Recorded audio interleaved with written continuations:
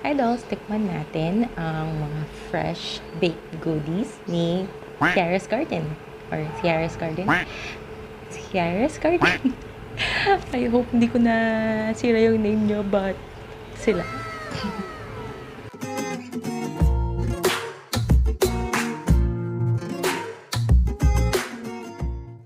So first, bago tayo magtikim ng baked goodies, syempre ang gusto ko munang gawin is magkape.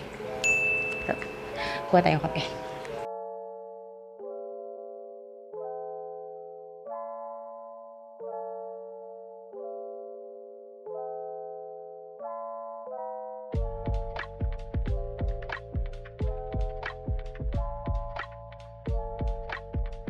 Ayan. So, ito na yung coffee ko.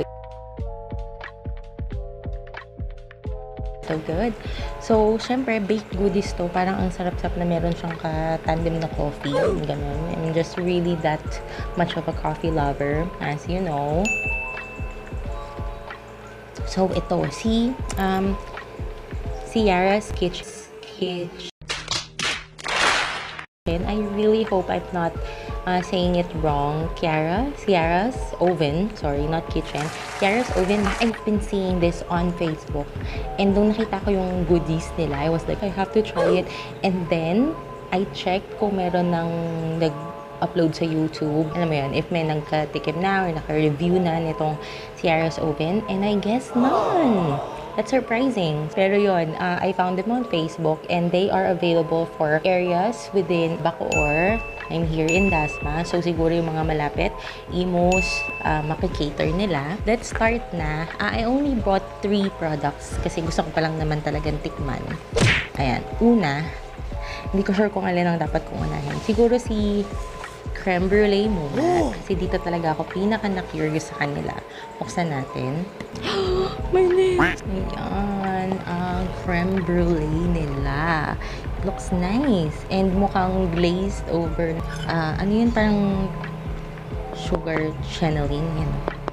This is so exciting.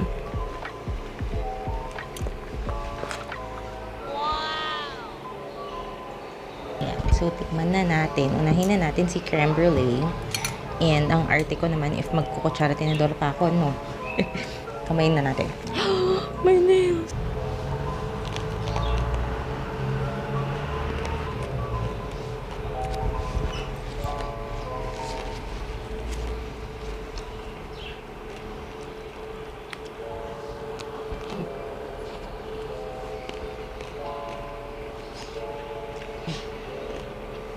In fairness. Okay. Talagang dumalawang kagat mo na ako. Kasi tinatry kong lasahan yung cream sa loob. So, the sugar glaze. Sabi, hindi ko sure kung tama yung term ko. Pero the sugar glaze, in fairness, ang sarap kasi nakakadagdag yung texture niya, diba? Nakakadagdag ng experience, yung gano'n. Experience! Nakadagdag sa texture. Tsaka yun nga, yung experience kasi, when I say experience, yung matulog pa. Yung mag-enjoy ka while you're eating it. Yung gano'n. And the cream, masasabi ko kanila yung recipe talaga ng cream. Kasi parang, wala pa akong maalalang gano'n yung lasa. So yun, I'm gonna say kanila talaga yung recipe, it's their own talaga. It's their own original recipe, so that's good. In fairness, it's good. Dala. My nails! So, ayun, may shopping dumating. Sorry na. So, ayun, si creme brulee. In fairness, the cream, hindi siya sobrang matamis. So, it's complementing, actually. It's complementing the sugar coating. Hindi ko talaga alam kung ano yung, i-research ko muna ha, kung ano yung term dun sa parang glaze. Maybe glaze na pala yung term doon. Pero yon, it's complementing kasi hindi sobrang tamis. Tapos yung cream is milky. Nice points doon sa part na yon. Tapos the bread, ang lambot. Talagang alam mong fresh na dineliver sa'yo. So, my nails! So, excited talaga ako din dito. Kasi, grabe, tuwing nadadaanan ko talaga to sa Facebook, lagi akong tatakam. Di Boston cream. So, let's see if may difference yung cream nila. But, here is how it looks like.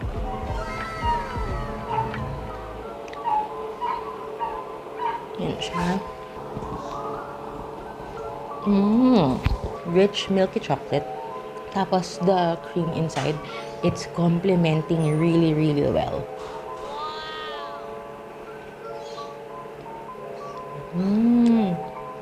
Ito top one ko.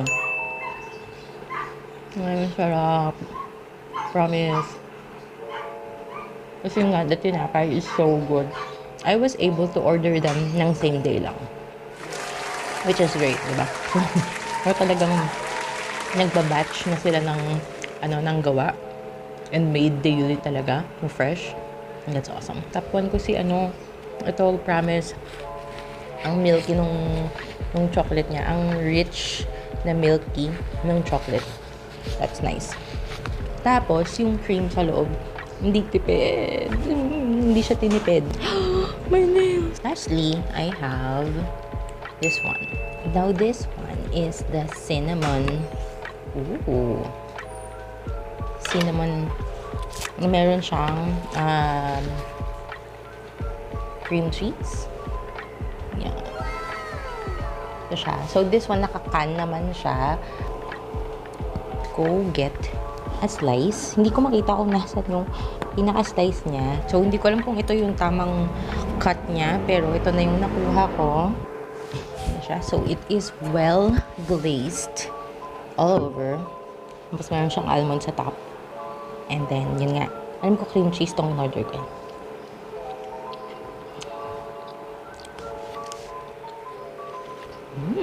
It's rich.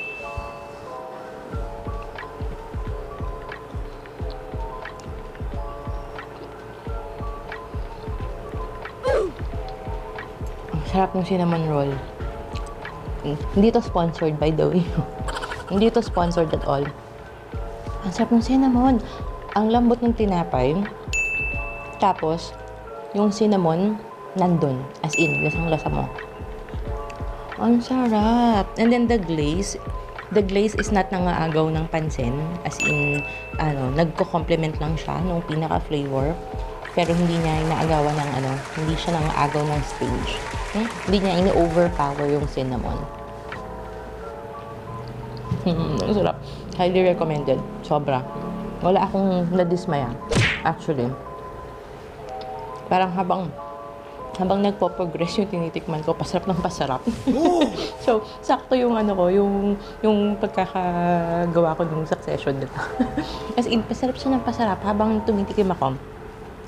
I love the cinnamon, as in. As in, sobrang, andoon yung essence ng cinnamon. Essence. Andun yung flavor talaga. Tapos, the glazing is just adding up parang yung sweetness doon sa buong mix. And I love it. Kasi it has almond bits on the top. Giving it, again, texture doon sa pinaka dish.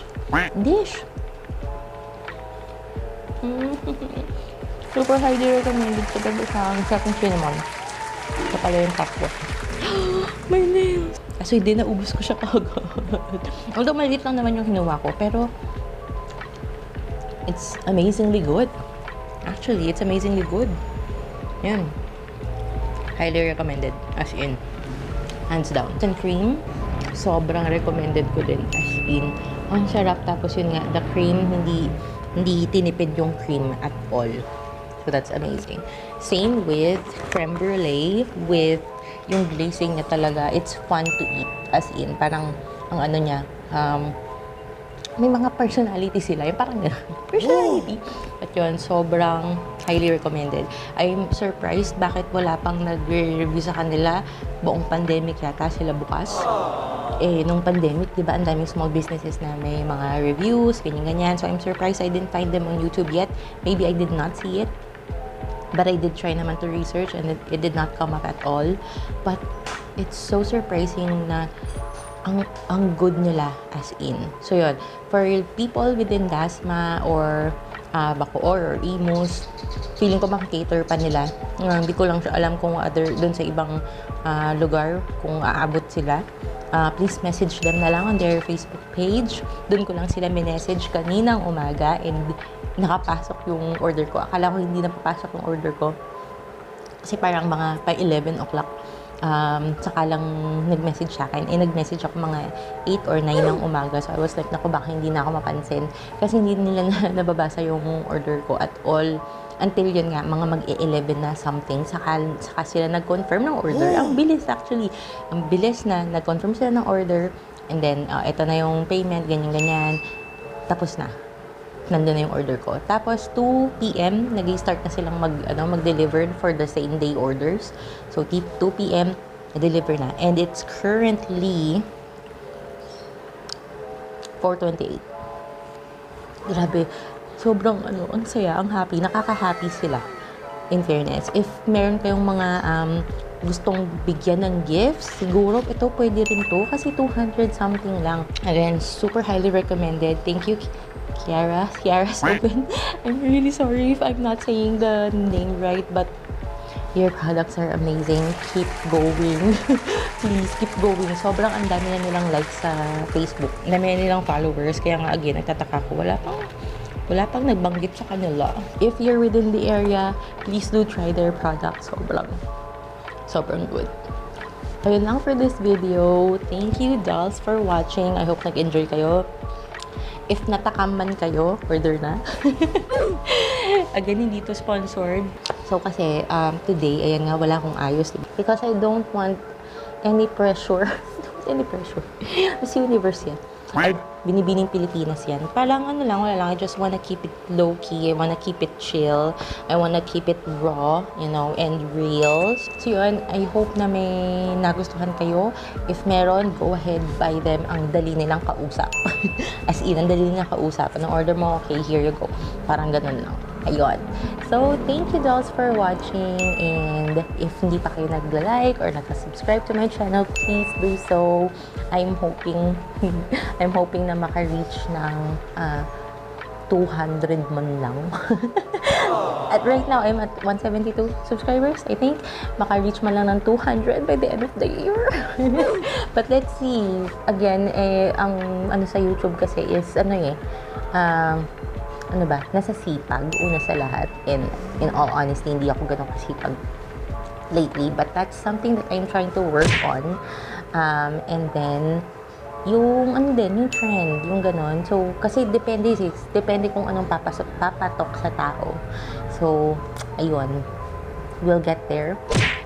Ano man lang, parang baby steps, one at a time. So, sana by the end of this year, which is about few weeks from now, I don't know, medyo hindi ako maasa, pero malay mo, diba? We'll reach 200 subscribers by then. And then, malay mo, 1 million by next year. Charot. Bigla ka lang, but yun. Let's see how it all goes. Please do like and subscribe. Thank you, dolls, for watching. See you on the next video.